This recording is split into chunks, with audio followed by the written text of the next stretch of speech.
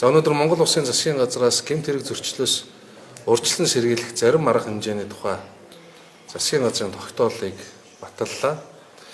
За энэ ямар учиртай тогтоол вэ гэхлээр өнөөдөр Монгол Улсын хэмжээнд 2010 оноос хойш нийслэл хотод 5188, хөдөө орон нутагт 5924 камер суурилуулсан байна.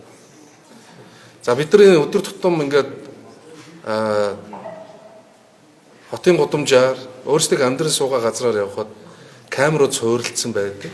За мөн гэмт хэрэг зөрчил гарсны дараагаар энэ камерын асуудал дандаа хөндөгддгөө. Камержуулалт байхгүй улмаас маш онц ноцтой гэмт хэрэгүүдийг илрүүлж чадаагүй эмгэнэлтэй тохиолдол Монгол улсад нэлээд олон гарсан.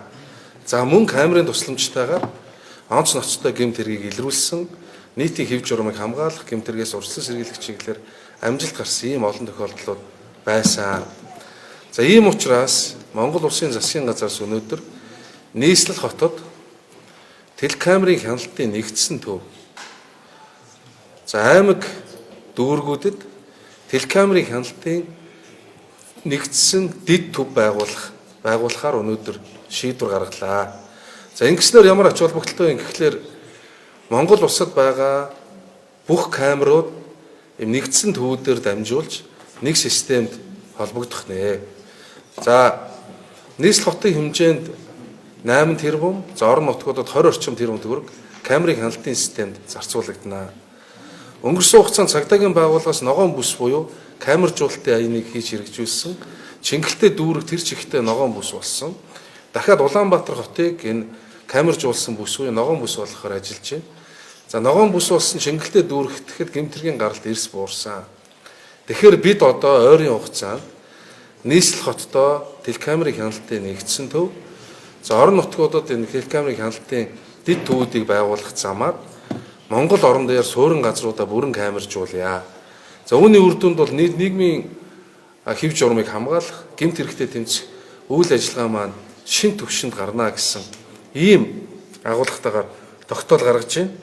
За тэгээд энэ камерууд маань бас одоо олон янзын байдаг, стандарт нь өөр.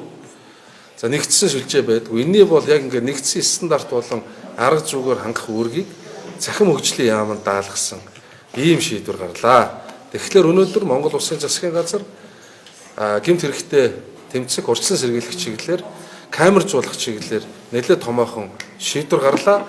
За одоо үүнийг цагдаагийн байгууллага болоод хууль сахиулах байгууллагууд өөрсдөө үйл ажиллагаанд ашиглана. Анхаарах ёстой нэг зүйл байгаа нь энэ камержуулалтын улмаас хүний эрх хичээлөө зөрчигдөх үе ямар нэг байдлаар хувь хүний мэдээлэлд аюул учрах вэ гэсэн ийм асуудал байгаа. Тэгэхээр хүний хувийн мэдээллийн тухай хуульд өөрчлөлт оруулах, эрүүгийн хууль болон бусад хууль тогтоомжоор хүний эрх хичээлийг хамгаалах, төрд байгаа мэдээллүүд задрахгүй байх тал дээр цаашид хууль зүйн дотоод хэргийн яамнаас хуулийн төсөл боловсруулад оруулж ирэх үүргийг өнөөдрийн засгийн газрын хуралдаанаар хүлээлээ.